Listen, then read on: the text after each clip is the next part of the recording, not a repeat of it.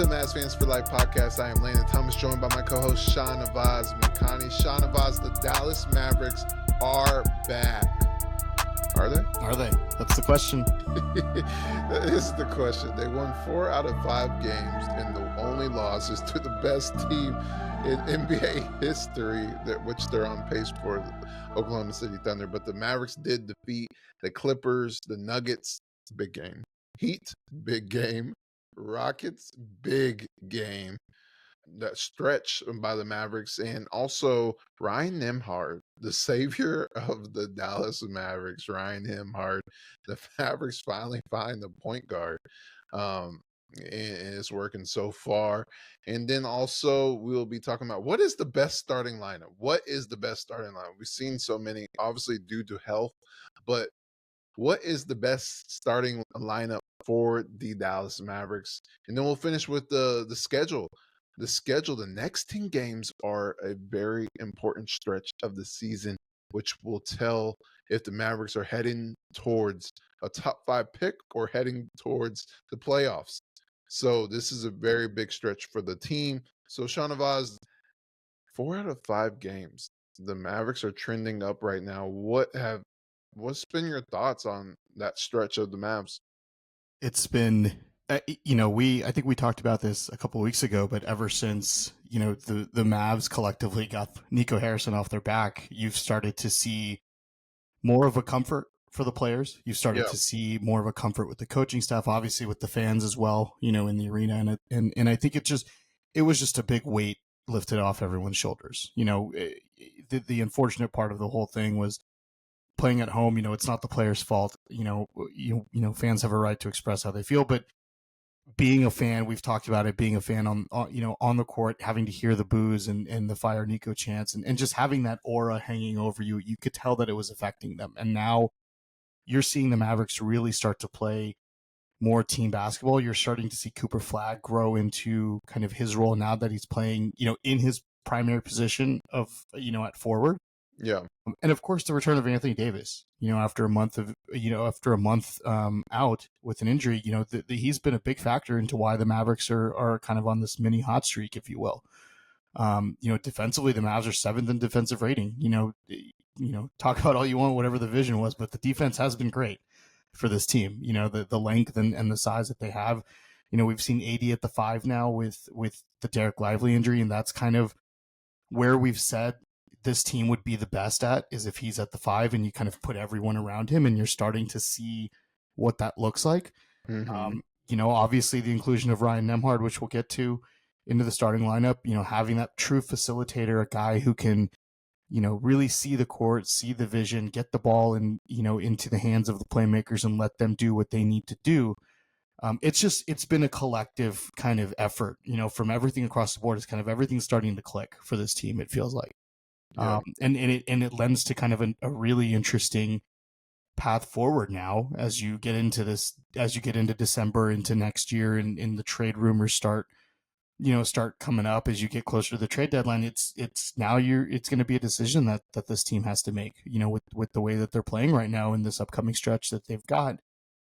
Is it a showcase for some of the veterans on this team as you try to get younger, or is it a situation where you say, we can legitimately make some noise. Let's keep things together. I think we're still a little too early to tell, but you've got to really love the way that they're playing. I think you're seeing them play hard, even in some of these losses, the loss of the Lakers specifically. Yeah. You're seeing this team play hard. You're seeing them play for one another. Jason Kidd he's figured out his rotations. He always tinkers with things at the beginning of the year. And I've always said, give it till December, right? Let's see what the team starts looking like once you hit December. And if this is what this team is going to look like, this iteration of this team, I think could surprise people. Yeah, I like it. I like, and even like you said, even in the losses, I like it. And that's the difference, because the losses before were just bad. Even though they were close games, they have the most clutch games. They're just bad. But the turnovers and just boneheaded plays and yes, games that you should win that you're just like, you got to be kidding me. And no chemistry. Yeah. Guys were in and out of the lineup. No one knew when to take shots. Every game felt like a test, a trial run to find what works best for the Mavericks. and obviously it's still in play with different starting lineups and stuff like that. But Jason Kidd, like you said, he tinkered, and he does tinker until, because I feel like half the time he's trying to wait until it works so he can say he was right. But then it comes to a point where you give him credit because after a while he's just like, all right, I got to change this up, and that's what he did. Like you said, Ryan Nembhard, um, because I like because everyone, including myself, wanted to see Brandon Williams. And when you thrust him into the starting lineup, the D'Lo thing didn't work at all, as the point guard. But you thrust Brandon Williams in there, and it wasn't working for him either. Like he was fast, he was getting to the lane, but he wasn't distributing. And the pace was on and off, and sometimes he was faster than teammates. And and that's what I like about him coming off the bench, because he changes the game when he comes off the bench. But when you start that way, even Kid calls him what, a Ferrari. Like he's always fast and always going. But with Ryan, for the starters, you need that just calm, cool, collected, get everyone set the table, and when then leave you open, take advantage of it. So that's what I like about Brandon Williams coming off the bench. Just go and go fast and change it up. And then also, like you just mentioned, 80 at the five. I mean, how many years have people been saying, like, okay, well, 80's not the Pelicans AD anymore, and he's not the Lakers AD. He could be, but we haven't seen it. He hasn't been healthy, so he needs to be at the five, because otherwise than that fluke, I wouldn't call it a fluke, but the bubble, like we haven't seen AD really shoot outside. Like he's great at the mid range, but he's not a 3-point shooter. So I just don't like the double big lineup unless one of the bigs can shoot outside. That's why I said if Lively, if that's why I don't get it. I really don't get it.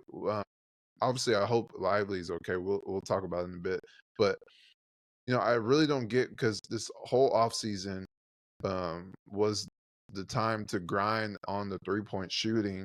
And he even talked about he's worked on it. And he's going to shoot 3-pointers this season, and he hasn't. Well, he shot one, and Yeah. like that's what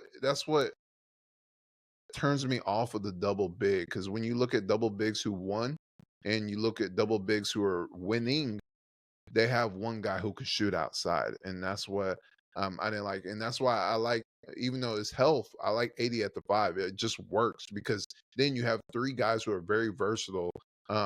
With Cooper Flag, PJ Washington, Max Christie, Najee Marshall, like you got guys who can switch and just pace, spacing. It's Yeah. spacing. That's what it's really about, spacing. Yeah, and I think you hit it on the head when you said that you've got guys that can switch, because when you've got 80 at the five, you've got he can cover whatever big man's on the floor, whether it's a center or power forward, and then you've got definitely three guys that can really guard 1 through 4, 1 through 5, on the court, and then of course Nembhard on whatever the smaller guard is, and so that gives the Mavs an advantage from a length and size perspective as well. That's why their defensive rating is top 10 in the league. That's exactly what this team wanted to be, and the offensive part of it is starting to kind of show, and you're starting to see glimpses of that. But you're absolutely right with Ryan Nembhard, is when you've got that starting lineup, right? And you've got Cooper and AD and PJ as kind of your main pieces on offense. You've got to have a true point guard that can come in and facilitate, because none of those guys really are facilitators, right? That's not their game. And asking, we saw what happened when you asked Cooper Flag to do that. He's 18. He's going to learn it eventually, but Nembhard spent 4 years at Gonzaga, or excuse me, 4 years in college, but obviously was coached by Mark Few at Gonzaga. We know what his brother can do as well. He's got that pedigree. He's got that knowledge. Very, very smart. I think he led college basketball in assists last year, and his assist to turnover ratio with the Mavs is insane. And he just makes smart plays, and that's what you need. You don't need him to come in and be a scorer. You don't need him to come in and take a game over. You've got other guys on the team to do that. He's just got to set people up for success, and we've seen that over this kind of week and a half, 2 week stretch for the Mavs. Yeah, and It'll be rude of me not to even mention Cooper Flag's progression. Oh yeah. Cooper is very aggressive, and I wouldn't say aggressive because he has flashes of being aggressive and flashes of being passive because he makes the right play. And that's what's weird because he always makes the right play. Like every single play, he makes the right play. And sometimes you want to see him be aggressive because number one picks are always aggressive because they want to show that this is the reason why I'm the number one pick and remove any doubt. And no matter, and that's why I applaud him because he you always go back to it, but he is only 18. Like he's turning 19 in what couple of weeks, but like he has the maturity of a 6-year vet, and that's what's crazy to me. Um, in his game, and I'm not even talking about on the floor, but off the floor, he has the maturity of a 6-year vet, and then on the court, he has the IQ of a 6-year vet. Like he is the perfect player you want to build around because not only is he going to score in clutch time, which he's been aggressive in the clutch, and he's been aggressive when the team needs him as of late. But just going back to the first few weeks of the season, you still saw him make the right play when people were saying, "Hey, be aggressive. Like you're the number one pick. You should be scoring this many points, especially on a losing team." And and that's what I like about him because no matter what situation you're in, you still see him play winning basketball. And that's going to be crucial for the Mavericks, not even down the road when he's still young. I'm talking about this season.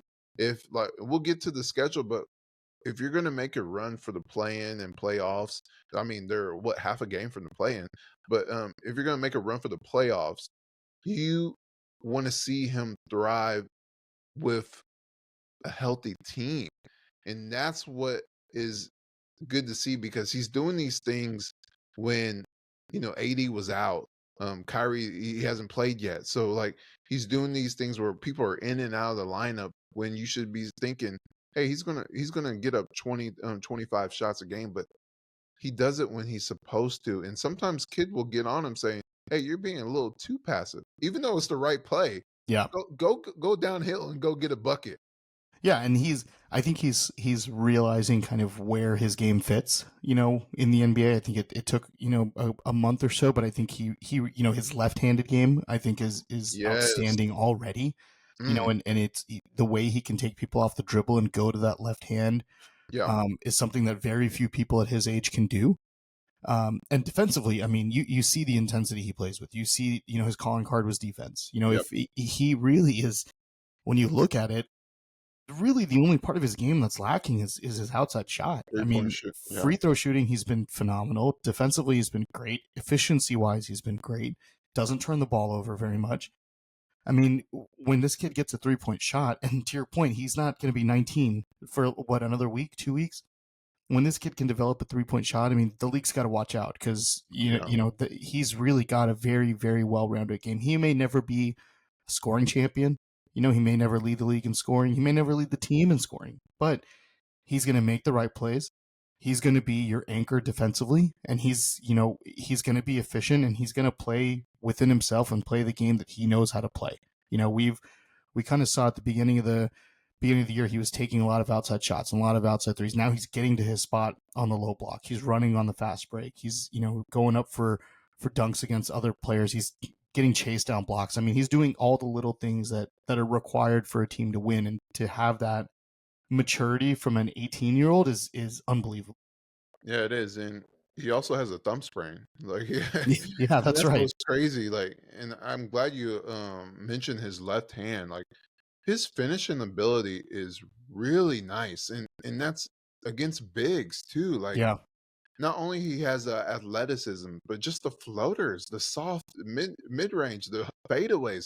He has the one-legged fadeaway in his bag already too. Like the spin around, like his game, and like you said, the defense is always solid.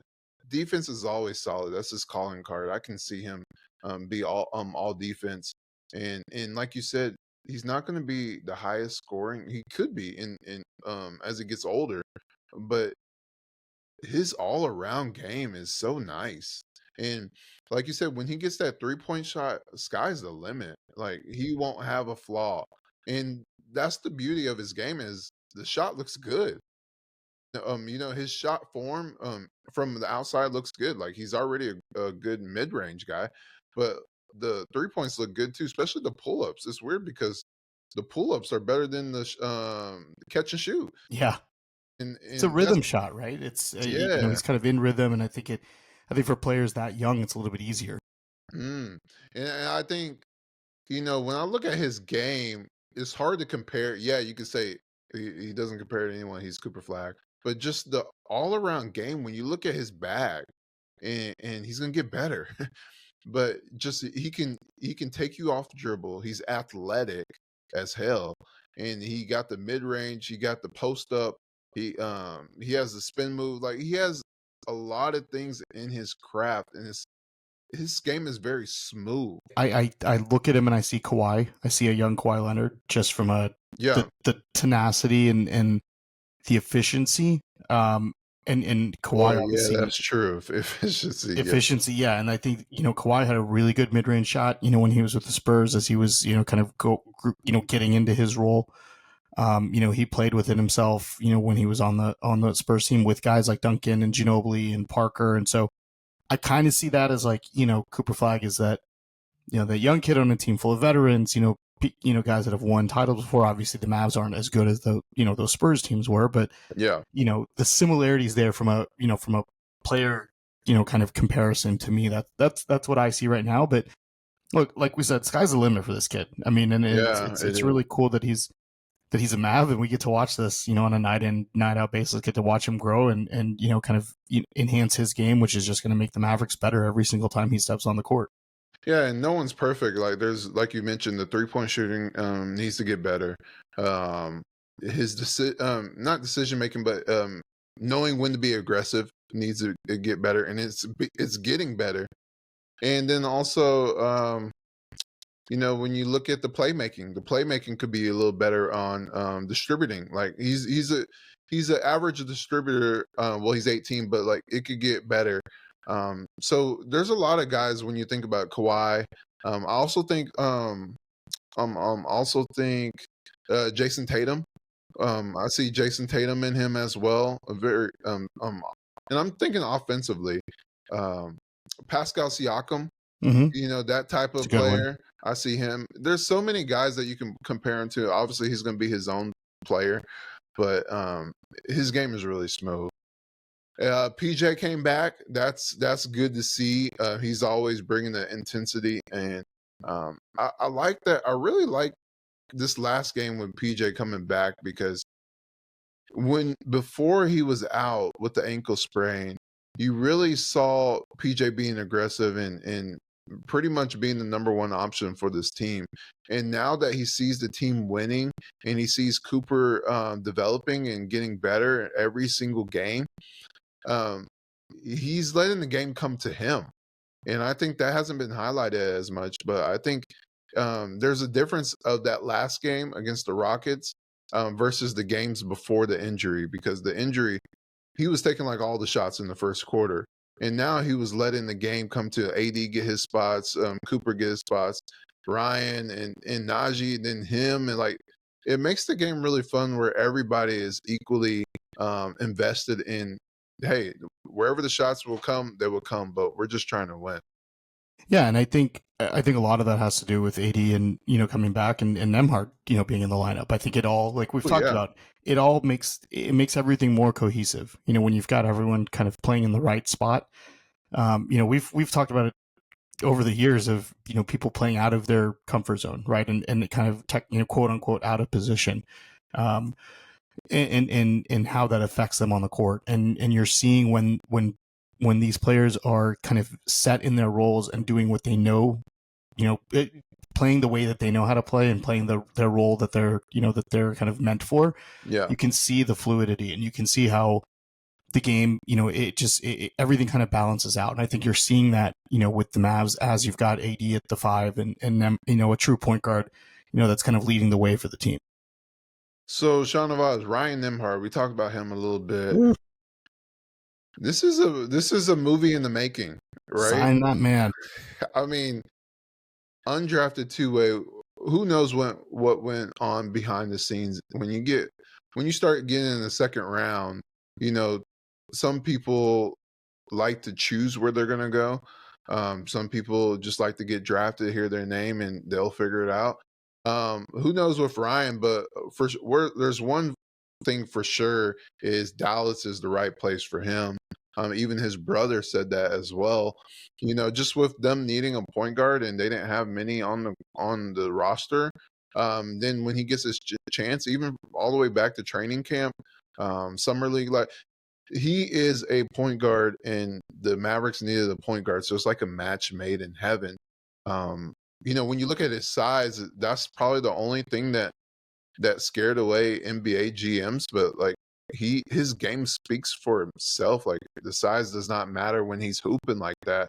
What's been your thoughts on Nembhard so far, and how far do you think he can go? And you know, because this is like a Linsanity where you see like a small sample, um, but obviously the talent is there in the long term. So how far do you think he can go individually? Yeah, I think it was Stan Van Gundy, if I'm not mistaken, but he said it on one of the Mavs broadcast games where he brought up the fact that Nembhard obviously doesn't have the right size. Players like that can make up for it with their knowledge, right, and the way that they see the game and the way that they can play the game. And I think he made a really good point with that, because you see, guys like even Jalen Brunson, who was criticized for his size as well, right? Guys who spend 4 years in college, they don't get drafted very high. Why? People feel like they've got a lot of miles on it, but look at what Jalen Brunson has done, with the Knicks. Look what he did with the Mavs, when he was here. So I think for Nembhard, I mean, is he going to be a perennial all-star? Is he going to be the starter at point guard, forever? Probably not, right? The size is definitely a limitation, but Yeah, he's overcome that with playmaking, the vision that he's got on the court, and just being smart. I mean, we talked about the assist to turnover ratio is ludicrous. I mean, to be averaging one turnover over your last 10 games is insane. That's wow. unheard of from an NBA player. And the shooting has been great. When he's been asked to, he's been shooting the ball really well, which is kind of a surprise to me, because that's something that I didn't think he had in his bag, and you're starting to see it. He's becoming more confident. And we've talked about this so many times on this podcast in previous seasons, but players seizing their role and seizing their opportunity, right? Mm-hmm. We've asked it of so many different players, and we're finally starting to see it come to fruition with a guy like Ryan Nembhard, who, the Mavericks are lacking in that point guard, in that kind of facilitation department. The D'Angelo Russell thing doesn't seem like it's working out very well. Cooper Flag at the point didn't work out, and so if you're Jason Kidd, it's like, all right, I might as well give this kid a shot, because we really don't have a choice. And he has taken that role, and seized it, and he's not giving it back up, because, as long as the Mavericks are winning, and he's making the right plays, he's not turning the ball over, he deserves this starting spot. Again, is he going to be the full-time starter forever? Who knows? Probably not. But he's definitely solidified a place on this team. That's for sure. He's got a place on this roster. He is part of your core. When you look at Cooper Flag, Max Christie, PJ, Najee, you can put Ryan Nembhard up there as guys that are going to be on this team for a while, because of you see the trust the coaching staff has in him. You see the trust that his teammates have in him as well. And he just keeps making the right play. And I think having that knowledge and that vision, kind of, it's a compensation effect for his size, which is a limitation. But if you've got the brains and you're using them to this effect, keep doing it, man. Yeah, and it's definitely a compliment to his game when your older brother's been in the NBA, because you see he's not scared of the moment. Like you can tell he's mentally prepared, he's physically prepared, and his game speaks for itself.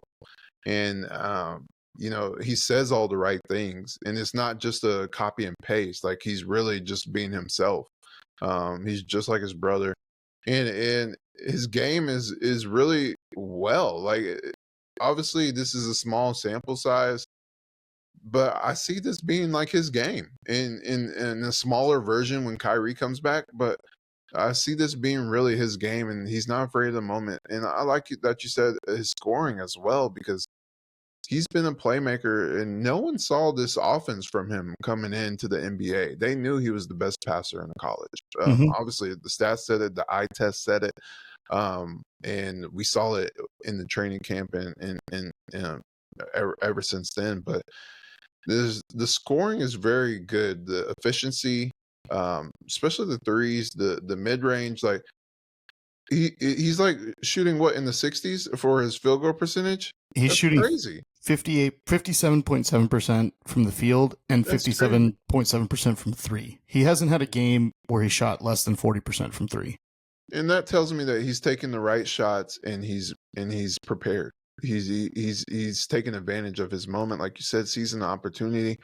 And you called it. He's like a little mini Brunson. You called it, Jalen Brunson. I see more time will come. I see more of Peyton Pritchard. Like, okay, I like that too. He's really good too in those moments, and he knows how to distribute. He knows how to score. Um, the defense is what it is, but he can hoop. And that's why I like guys who can just hoop. They don't care if you're losing. They don't care if you're winning. I'm going to play my game and I'm going to get the bag because let's be honest, most players just are here to make money. They're hooping to make their next contract. That's why you see a lot of players fall off after getting paid. But with Ryan Nembhard, he's one of those guys that I see just whether he's paid or not, he's going to still hoop. And I can see him being a great asset to this team. Obviously, Mavs are going to do what they got to do. Well, that's another question. Who the hell is the GM? We still don't know. Who's making these decisions? Because we still have no idea. That tells you that's a big moment because that tells you they're going to choose someone that's already in the NBA, that already has a job. Because if someone didn't have a job, wouldn't they be here already? It's got to be Dennis Lindsey. That's the only one that makes sense. It has to be, and so the longer this goes, the more you're like, okay, this is gonna be the off season, because you have to have a GM in place to really scope what you have, talk to the players, see how the talent fits, see if the talent gets healthy, and then talk around the league. Like you got to make your name around the league because it could be Lindsey, but he's been with the Pistons, so you really got to sit in and see what the other GMs are thinking about these players because he hasn't been here, since he left. So there's a lot of things that need to take place. That's why I'm eerie about making any moves. I'd rather do it in the offseason when you have a GM come in here. Don't trade pieces when the GM, your long-term GM, is going to come in here and make the decisions that he wants. That's what's puzzling to me is who the hell is going to make the decisions around here? I think the funniest thing would be if we get to February and it's Anthony Davis gets dealt to Detroit, then it's definitely Dennis Lindsey because he's trying to help out the Mavs, in the future.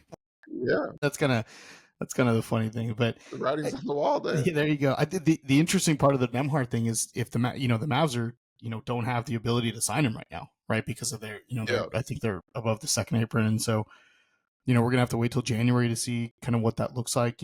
They're obviously gonna have to make a move to a standard contract. So the Dante Exum signing unfortunately is looking worse and worse, especially now that he's out for the season. But it kind of hard capped the Mavs, and they're kind of stuck. They're kind of stuck now, and you've got to figure out how are you going to get out of this? You got to figure out a way to get him on a standard contract. I think they will. There's ways to do it. I definitely have faith they're not going to let him walk out the building. I think he'll be a restricted free agent anyway. If based on what I've read so far, but they'll definitely convert him, and I think it lends. It's going to be interesting because when Kyrie comes back, obviously Kyrie's going to be starting, but at least you've got Ryan Nembhard that can come in and Kyrie doesn't have to play 40 minutes a game, going forward. Key. Yeah. And then it's going to be, it's really going to be, well, if Nembhard's your number one point guard off the bench, what does that do with D'Angelo Russell? What does that do with Brandon Williams? You've got, these other guards where you've got to make decisions. Brandon Williams is another two-way guy that you converted to a standard contract last year. So, the Mavs have some decisions to make as we get into the end of the year and into next year. But I think you definitely know that you're going to keep Brian Nembhard. You're not letting him out of the building. And so, these other ancillary pieces, you've got to start kind of figuring out what you can do with them in order to keep, in order to make sure you get Nembhard on a standard contract. Yeah, not only are you getting him on a standard contract, you're making sure you have the ability to retain him later on. With the Brunson thing, you don't want that round two. So yeah, it's gonna be interesting. Like you said, like that Exum thing is just that it's a absolutely collapsed. Like of a deal because one you released yeah, he's a two-way player right now, but you release a first round pick with Omax, um, because you're supposed to be developing him. That's a first round pick, and you sign Exum, and then he's out for the season, and that's like you're like, dang, like we didn't get anything out of this roster spot, and then you have Nembhard who's balling out, Yep. who could you could have had. So it's like you could have left one roster spot open and just wait.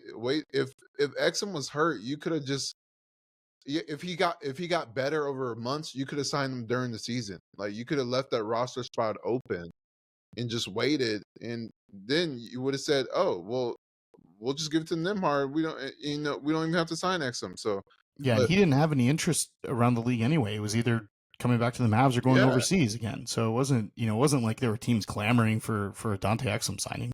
yeah. And now you're like you said, it's going to be interesting what they do now because you don't want to get rid of players you like, and but you also don't want Nembhard just sitting for the last 35 games or whatever. Especially like you said, when Kyrie comes back, you don't want him playing 40 minutes. Um, you want Nembhard, you want Brandon Williams in there, giving him breathers, especially back to backs. Like you want that. So it's gonna be interesting. Then you gotta think who wants the Mavs players that they don't want. Yeah, there you Yeah, go. it's like it's hard because this is a business. Hmm.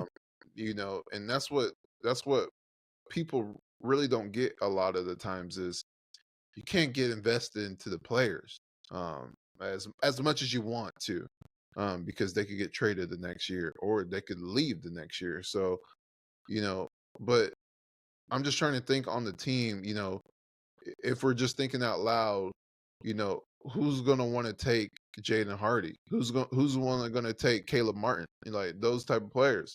Yeah, it's gonna have to be a package deal. I mean, you're not gonna get off those guys for nothing, and you don't have the draft capital to attach, to those players. A lot of times you have to, put in a second round pick as a sweetener just to get off That's some another salary. good But point. the Mavs don't have that ability, right? So, that's why I think when you talk about potential deals and you're looking at, okay, is it going to be Anthony Davis? Is it going to be Caleb Barton? Is it going to be Clay? Um, you know, I think you're going to see the Mavs are going to try to do whatever they can, I think, to attach a lot of those contracts together. But Mm, then it's a matter of how do you make the money work? Because AD's, with his salary, it's hard to make that money match. And the Mavs again are over the second apron, so there's a lot of other cap rules that come into play. They can't take back more salary. They've got to stay under a certain amount. There's a lot of different nuances with this new with this new second apron. So yeah. it's a tough situation to be in if you're the Thanks a Mavs. lot, CJ McCollum. Thanks a lot. That's why they moved him to Wizards. Yep. Punishment. Oh man, it is gonna be hard, and that's you just think like who's gonna want D'Lo? Like you got, like you said, you're gonna have to put at least one player that you like to open up a roster spot and maybe package. It's like a win lose. Like if you want a roster spot, you gotta attach a player that you like with a player that you don't like, and try to get back at least one decent player so you can say, hey, then we got a decent player coming back and we got Ryan Nembhard on a standard contract. That's going to be interesting, but I like him a lot. I really do. Like you said, he's part of the new core now. And I noticed you didn't say Lively. Uh, Oh, that's something to talk about. What do you think about that, that man? hurts me. That hurts me. I'm a big Dereck Lively fan, but man, this is, I know you've asked this multiple times. Are we ready to call him injury prone yet? I think we're there. I think we're at a point now where you can safely consider him injury prone. Yeah. I think the last reports we heard were he's getting he's getting another opinion on his foot. Um, Hmm. That's not good. it's not good. Normally that leads to surgery. Whenever somebody says second opinion, that means the first one wasn't that great. Yeah. That's you're Yeah. trying to get a better one. That's the Yeah. way I take it. So And if you I'm could be delaying news. You could be delaying out for, out for yeah, a certain period of time, if if I'm him, if I'm the Mavs, I shut it down, get the surgery, rehab fully, come back next year. Um, the Mavs have a decision to make because after next year, Dereck Lively is going to be up for an extension, and Mm. that's going to be, What do you do, you know, Shahnavaz? What do you do, I, Shahnavaz? That's a it tough one. it's a tough one. There's also, I If he hate. balls out, if he gets healthy and balls out in another team for a cheap contract because he's hurt, Mhm. and then It, they it- sign him to a long term, it's well, the other option is, assuming he gets better and he balls out, do you trade him and get value back before he potentially gets injured again? It's a very hard position for the Mavs because Lively's a fan favorite. We all love him. Great kid, great player when he's healthy. He's vital to the Mavs, especially defensively. Um, but the injury concerns are definitely real, and you've got to be very careful about paying somebody that much money as he's probably going to command, for his skill set. and that they have at that position all the money. Yeah, that also begs the question is, we've heard Daniel Gafford's name come up a lot with room. Can you really afford to get off of Daniel Gafford now? Because with Dereck Lively's injuries, I mean, you don't really have outside of AD. If he's going to be the one on the move, who's going to play center for you, right? Are you going to run out there with Dwight Mm, Powell at center? Like, now you're kind of stuck in keeping Daniel. Not that you're stuck, because I love Daniel Gafford, but yeah, you kind of don't have the choice but to keep him, so it really hinders you from a roster movement perspective as well. But with Dereck Lively, I mean, you've got to figure out what's wrong and you got to get it fixed because he had a lot of freak injuries. We know last year the what was it, the falling over Nikola Jokic that caused the stress fracture in the foot. He's had issues coming into the season. It seems like the last few years. Um, but if he can't stay healthy, I mean, you really got to think about the future, because it's hard to tie up salary into one player that's going to be perpetually injured and a guy that you really can't rely on from that perspective. And so, kind of reminds me of the Porzingis issue, right? When we had, it's great to get a guy like Kristaps Porzingis, but when he just can't stay on the court, it's kind of like you got to cut your losses. And sure, the Mavs get a guy in Spencer Dinwiddie out of it, but how often is that going to work out, right? Where you're kind of just dumping salary just to dump it.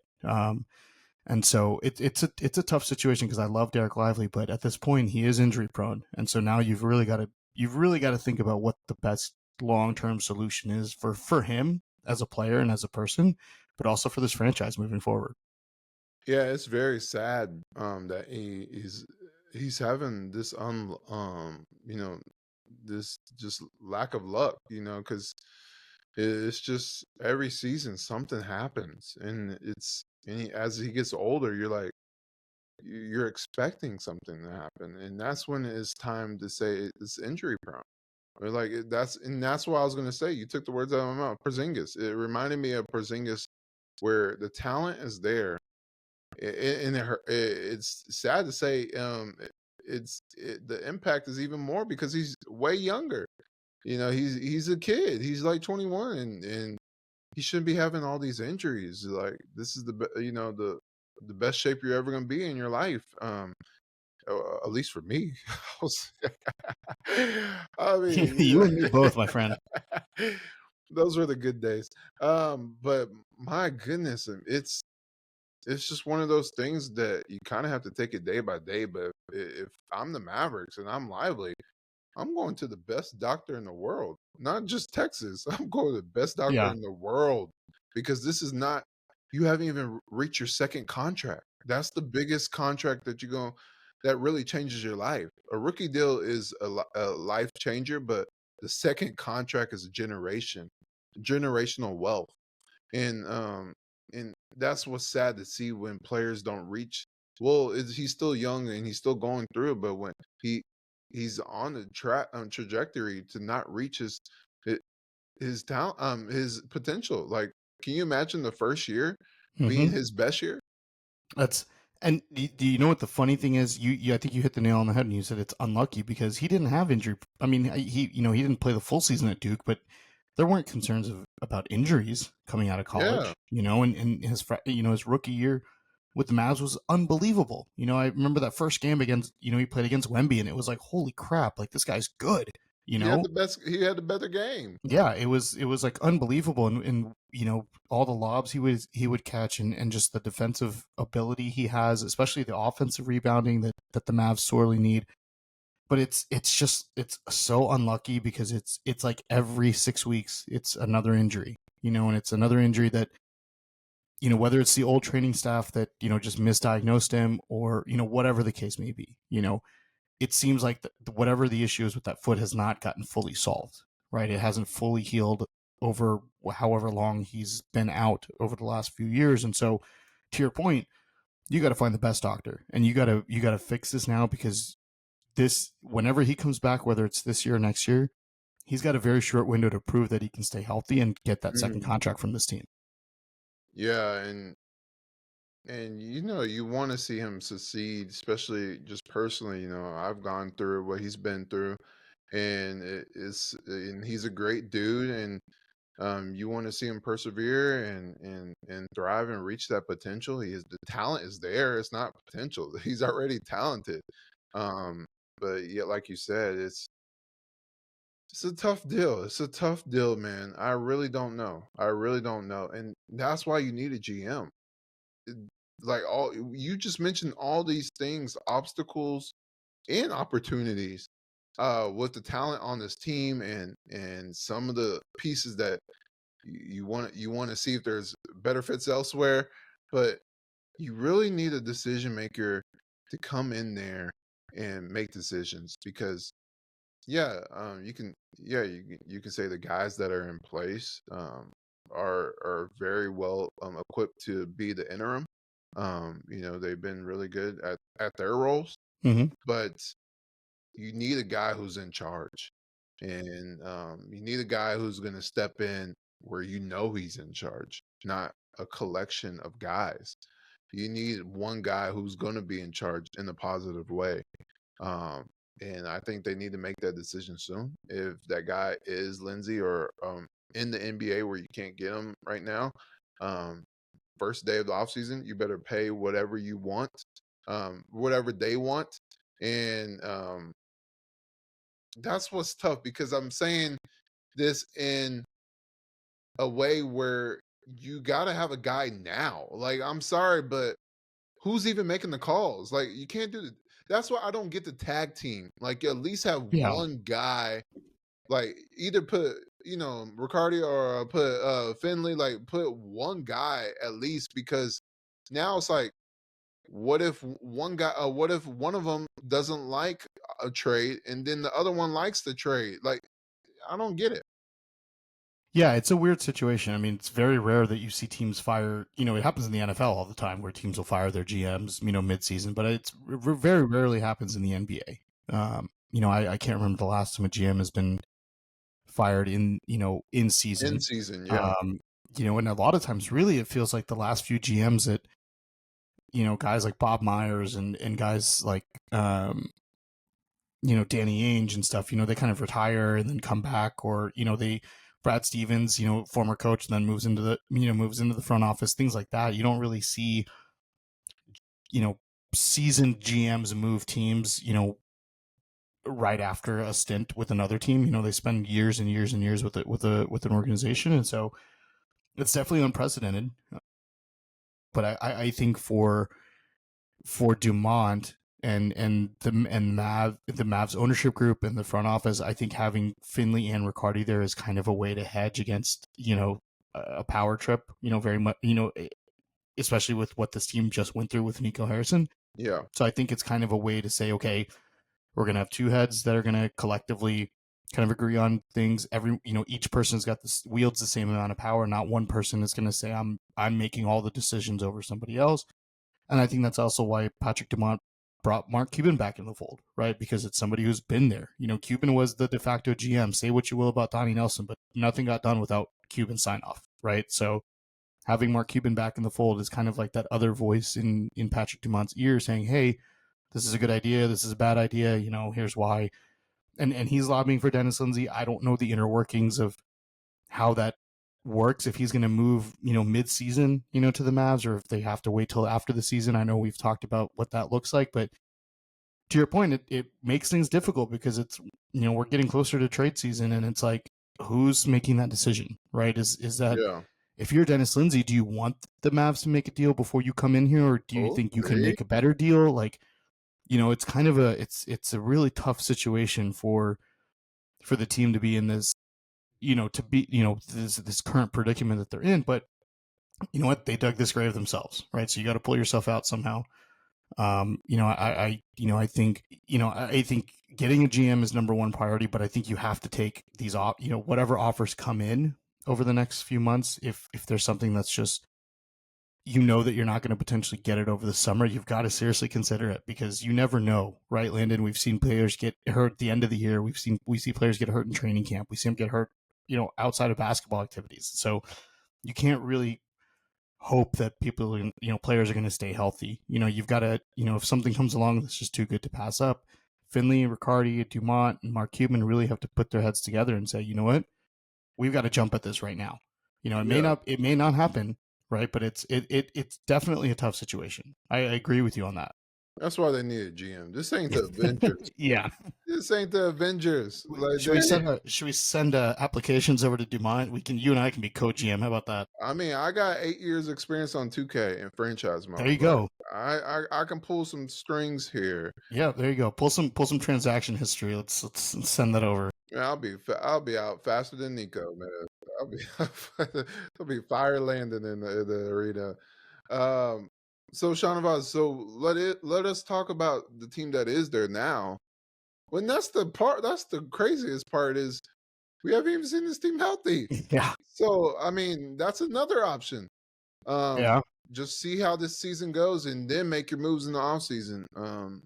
If Kyrie comes back, so where you could actually see the whole team play for a handful of games and make a playoff run. Hey, give me Kyrie in the playoff series with an AD. With the way this team is playing now, yeah. And Cooper, a confident 82 game experience Cooper Flag. Mm-hmm. Okay, so let's get to the team right now, because that's a lot of ifs. Let's get to the team right now. Who do you think, if you're Jason Kidd, because he's always tinkering with the lineup to find the right fit, the matchup, all these things going on, health. What's your best starting five? I think it's what we've seen over the last few games. I know there was a different lineup with the Rockets game, but I think that was more matchup based than anything else in my mind. But I think it's Ryan Nembhard and Max Christie at your guard spots, Cooper and PJ at your forwards, and AD at the 5. I think that gives you. Sorry. That simple. Yeah, it's that simple, and there's a few reasons, right? I think number one, you get the defensive versatility from 4 out of those 5 spots, right? Christie can guard 1 through 3. Cooper can guard anybody. PJ can guard anybody. AD can guard pretty much anybody in the front court outside of, anybody on the court outside of a point guard, right? A fast point guard or shooting guard. You've got your facilitator with Ryan Nembhard, right? A guy that you can kind of hide on defense as well. Doesn't have to be, and look, as small as he is, he plays, he at least he gives a lot of effort on the defensive end, right? He reads the passing lanes pretty well. Doesn't really let a lot of people blow by him, but when you've got the backing of those 3 guys in the front court, you can, it's okay to let people get to the rim, because we've seen the Mavericks be able to protect inside the paint really well. Yeah. And then with Christie, leads the league in 3-point percentage from the corners. I think it gives you that guy as Cooper's driving inside. PJ's improved from 3-point range. As Coop and AD kind of, their games are predicated on, getting into the paint. You've got those guys outside that can shoot, Yeah. And I think that's critical. You have to have those guys that you can get the ball out to outside of the paint, on the perimeter, that can make those shots. I get the argument potentially for Najee in there just from a ball handling perspective, but Najee's not that great of a 3-point shooter, right? Najee likes getting in the lane. There's those floaters. And I think that energy that he brings off the bench, with him, Brandon Williams, Clay, I think that's much needed against those second units because you've seen them, how well those that the second unit for the Mavs match up against other second units. We've talked about that could potentially Najee starts on a lot of teams in the NBA, right? This is one of the teams that he doesn't. So same thing with Daniel Gafford. So, I think, obviously it's going to be matchup dependent. That's why Najee was in against the Rockets the other night. But, I think the way that things have been going, it's hard to change it from what it was. You've got, I think, having Nembhard, Christie, Flag, PJ, AD. I think that's the lineup that gives you the best chance to win going forward. Yeah, I agree with you. In the main reason, like you said, is spacing. Because I actually like Najee. I think he does everything well. I mean, I know you do too, but I think he does everything well. Defense, playmaking. His he has the one of the best floater games in the league. Um, and just his competitiveness. It's the same as PJ. I like them both on the court. When they're on the court, it's always fun. No matter what if you don't even look at the scoreboard and you just watch them play, you wouldn't even know if they're up or down. Yeah, you think Um, they're winning all the time, or they're just getting blown yes, out and they're pissed. exactly. But I agree with you. I think Max Christie is really good, and I think him and Cooper Flag, they have the same composure. And they just hoop. They don't really get into the rah stuff. They just go out there and just play their game, execute. Um, and I think Ryan Nembhard, you have to have a point guard. I think you're really setting this lineup up that you just said and that we've seen um, for when Kyrie comes back. Because you can really plug in there, plug him in for Ryan's spot, and then imagine him, Christie, Cooper Flag, PJ, and AD. If they're all healthy, can you imagine, like you said, the bench? Um, you know, Yeah, Nembhard, Brandon Williams, Clay Thompson, and Najee, and then Gafford. You that's know, a solid bench. that's a very solid bench, and you really can play matchups. You can do the double big. If you go against OKC and you have to play the double big, even though I don't like it, you have the opportunity with Gafford and AD. Like you have the versatility of going small. Like you said, you can play AD at the 5. You can go even smaller if you have to go when the Thunder go their little small lineups sometimes Mm-hmm. when they have Joe, they have Wiggins, they have Williams, they have SGA, Caruso. Like you can put PJ at the 5. Like you can do so many different things. You can play really big. Put Cooper Flag at the 2. Or play him at the 4. There's so many versatility options with that, and I just like what I've seen, like you said, and they're winning. So why not choose that as the best lineup? Even though Najee was in there for matchup, who knows? He might start next game too. But I think you have to go back to Christie, like you said, the 3-point shooting. You're gonna have to. I like that version of uh, Max and the starters, and then Clay with the bench because Clay actually shoots more threes Mm-hmm. off the bench. He just Yeah. lets them rip, and I like that version of him. And I like Max Christie. He's just very calm, cool, collected, like Cooper Flag. They just hope. And defensively, Christie's gotten better too. I think. Yeah, he's always guarding the best player or perimeter. Yeah, I really like. Everyone talks about the Quinn Grimes trade and all that stuff, but look, Christie kind of gives you the same thing without the headache of a guy that wants to take over the games, right? He's younger. He's on a contract on unlike Quentin Grimes was, and don't get me wrong, Quentin Grimes has been great for the Sixers. He was great with the Mavs. Christie kind of fits a little bit more what you need, right? When you've got your other superstars, you don't need a guy that's going to be taking over, right? He fits that role. He knows what his role is. He knows what he's there for, what he's supposed to do, and he just kind of goes out and he does his job. And like you said, he just hoops, and that's it. Yeah, and with Grimes, obviously I like his game too. But like you said, but not to go into what you just said because I agree with it, but also there's a different mindset. Like Yes, I like watching Quentin Grimes, even with the Mavericks. He should have got more opportunities, but he's trying to get paid. Like he's trying to get paid. Like even if he stayed here and balled out, he's gone. Like he's not even staying here. So yeah, I understand if you're saying, well, of course, but Caleb Martin's going to be here for a few years, his contract, or if someone decides to take that. Um, but I understand that point. It's like, dang, you couldn't got any other trade. You couldn't find anybody else. But Max Christie is a guy, like you said, he just fits. Like you don't even have to make one play for him. He's gonna get a solid 12, 14 points a game and great efficiency. There's just something about Nembhard, Max Christie, and Cooper Flag. Their composure, like their game speaks louder than their voice. You know what it is? What? I'll say, Cooper's been, obviously played, against professionals, when he was in high school, right? There's a maturity about them, and look at the coaches that that they played under. Oh, I like Right. that. Like look at, Cooper Flag playing under John Shire at Duke, who was a Mike Krzyzewski, disciple. Look at Mark Few at Gonzaga coaching Nembhard, and Tom Izzo coaching Max Christie at Michigan State. Three of the most respected college coaches, in history. Yeah. And Nembhard and Christie both spent a lot of time in college, and I think I think that sometimes is a detriment, to some front offices, but you look at the maturity that they have and the way that they fit into their game and they fit into their role. And that's kind of how they were brought up, right? How they were taught to play basketball. And I think yes, it's nice to have that alpha dog mentality too in your best player, but the players around your best players have to be those well-grounded, well-rounded contributors that you need that can, to your point, put up 12 to 14 every night and aren't going to complain that I only took 4 shots today. Maybe next game I'm going to get 7 shots, right? Maybe I'll get 0, but I'm going to do my job because I know what my role is on this team. It's all about balance, because Kyrie is the same way. He lets his game speak for himself. He doesn't let players get him riled up.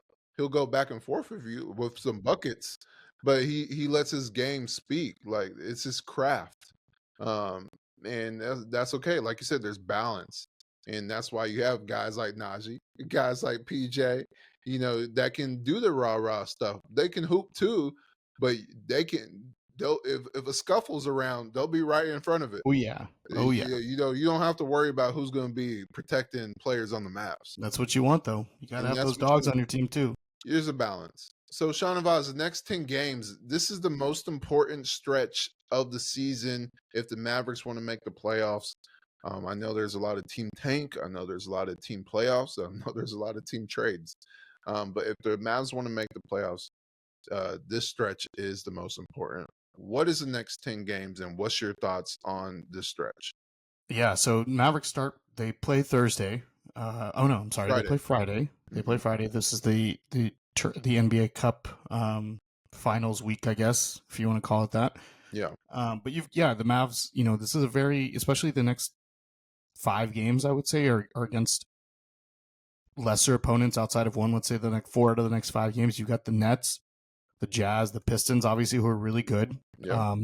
Dennis Lindsey showcase game, potentially. The Sixers, homecoming. Yeah, the Sixers, a good matchup against VJ Edgecombe.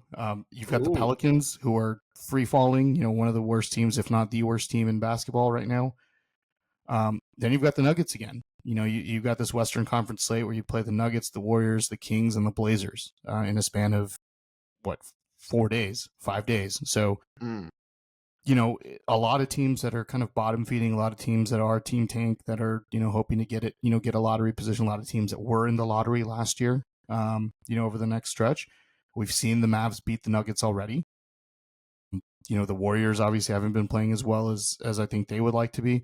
So this is a big opportunity for the Mavs. I think they got through the gauntlet of their schedule already. Leading into, kind of this year. The rest of the year is pretty, you've only got, in terms of winning opponents or teams that are kind of, top of their conference, it's the Nuggets and the Pistons. Outside of all of that, it's really against other teams that are fighting for play-in spots or just at the bottom of the conference. Well, So Sixers are in the playoffs. Sixers are in the playoffs. Yeah, that's right. That's about it. Yeah. Yeah, it's it's a real opportunity for the Mavericks to get back potentially to 500. Get back into playoff contention, and Yeah. I think that leads you to January 1st. A home game against Philly. I think that's going to be the month of December is really going to determine, I think, the direction of where the Mavs go to start next year, because again, outside of Philly, Detroit, and Denver, who you've already beaten, you're going up against teams that are bottom feeders pretty much, and so the Mavericks have a real good opportunity to kind of get back their footing, and kind of see now that you've got AD back, you've got Nembhard in the starting lineup, see what that if that cohesiveness can continue, right? Let's see the growth of this team as they play together, and as Jason Kidd has kind of figured out what the rotations look like. I think this last stretch was very, very important for the Mavs to get out of, playing against all these playoff teams. Now you're in a position where, we talk about the games that you should win, right? The games that you absolutely have to win that the Mavs were losing before. A lot of those games are within this next 10-game stretch. And so it's going to be really interesting to see, can the Mavs come out of this 8-2? I think that's going to be ideal. 8-2, 7-3. I think you can call the month of December a win if that happens. Yeah. The most crucial thing is they get like 5 days off. Yeah. Well, just going back from the last game, they get like 5 days off until their next game, which is honestly a blessing that they didn't make the NBA Cup little tournament, because now you get practice. Now you get rest. Especially Cooper Flag, even the young guys, Ryan Nembhard, yeah, AD and all these older guys, Klay Thompson, these older guys, but you also get everybody on the team to just rest and get their bodies right for this stretch of games. And, even mentioning the 76ers, yeah, because they have a winning record, but, you know, even that game, like that should be very competitive for the Mavs, because they've won a lot of games in the East, and the East is on a down year. So, and by the way that they played the Nuggets, played the Heat, played the Rockets, like I'm more on the side of they should beat the 76ers by the way that they're playing. And that's I just looked it up. That's also a back-to-back for Philly. Oh, And they're in New York the night before, and then they're coming back to Philly to play a home game against Dallas. so is Embiid playing? Is There's a likely Paul possibility George that they're going playing? to be without Embiid. I would assume Embiid and George play against the Knicks, right? Because it's an Eastern Conference opponent. Yeah.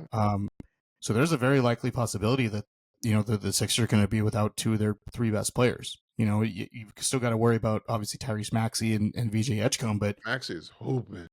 Without Embiid there, I mean that's an Anthony Davis feast game. If Embiid doesn't play that game, so that's going to be really interesting to see what that lineup looks like on the 20th of December. Yeah, I agree with you. I think 7-3 is what you're hoping for. Obviously 8-2 would be great.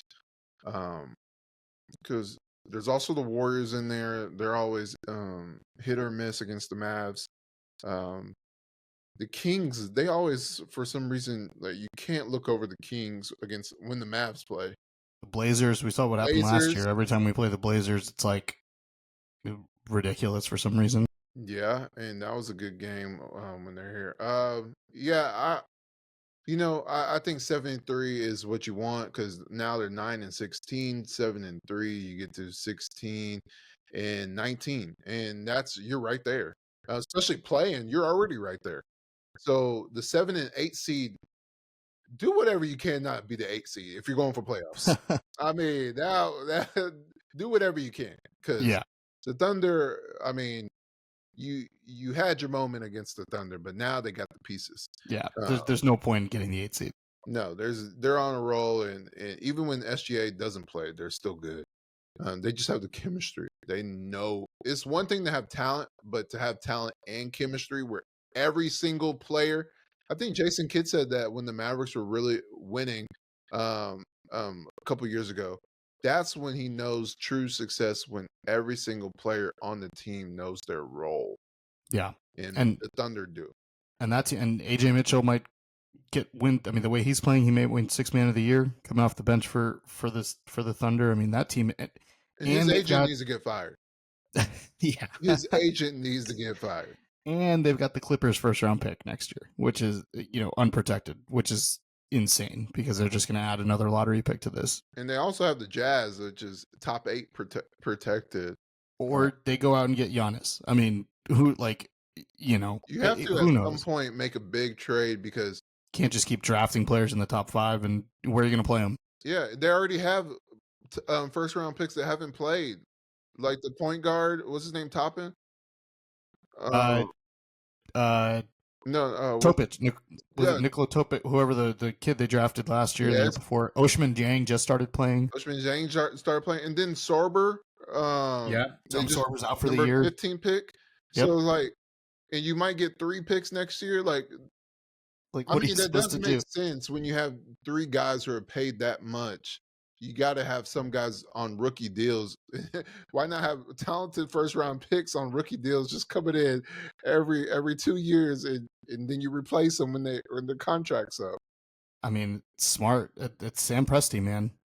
Yeah, and that's who the Mavericks need to find someone. If they can't get Lindsay, they need to find someone who's the next Presti. Go get somebody from that Sam Who is Presti the assistant Popovich GM? tree The assistant GM for the Thunder. for the Thunder. Look into him.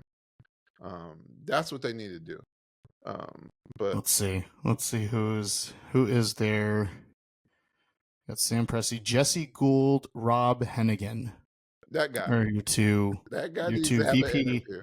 VP of basketball operations behind Sam Presti. Yeah, they need to have some interviews over there. Because anybody who works for the Thunder or who's worked for the Spurs, come on over. They're taking notes. They're taking notes from Presti. You know what? This Rob Hennigan guy, he worked for the Spurs, was there in 07 or in 05 and 07, then followed Sam Presti over to the Thunder. There you go. All right, Shahnavaz. So, man, the Mavericks have a lot of time off, and it must be nice when you're coming back from a 5-day break to play the Nets and Jazz. That must be like the perfect get a filler game. Laurie will hoop, so you can't take the Jazz even the Nets. Like every game right now, if the Mavericks are going for it, every game has to be your NBA championship. That's weird to say because we're still early in the season, but it really does have to be that way when you're down 7 games on your record. You're 9-16. You got to really, if you want to fight back to 500. What did Dirk and them do? No shave until they get to 500. Yeah, I want to see the whole team have beards until they get to 500. No shave December. I like it. There you go. All right, Shahnavaz, what is one thing that the Mavericks should be working on in practice this week? Oh boy, ball security. They've done much better, I think, recently. With their turnovers, they've won the turnover battle, or at least tied the turnover battle in a lot of these wins during this little mini streak that they've been on. Mm-hmm. Prior to that, that was what caused a lot of those losses. Like you said, the Mavs have played the most clutch games out of any team this year, and they've lost a lot of those because of boneheaded turnovers. Unfortunately, a lot of those coming from D'Angelo Russell, who's not playing anymore. But, now that you've got Ryan Nembhard in, I think you're seeing a more settled in Cooper Flag. You've got, Anthony Davis back. You're starting to see, a little bit more security, and you're starting to see them, kind of take better care of the ball. So I want to see that continue to improve, because if that happens, track record shows that the Mavs are going to win those games. Yep. There you have it, folks. All right. Well, we appreciate y'all tuning in. As always, you see our usernames. Follow us on social media. And we appreciate y'all for tuning in. Goodbye, everyone.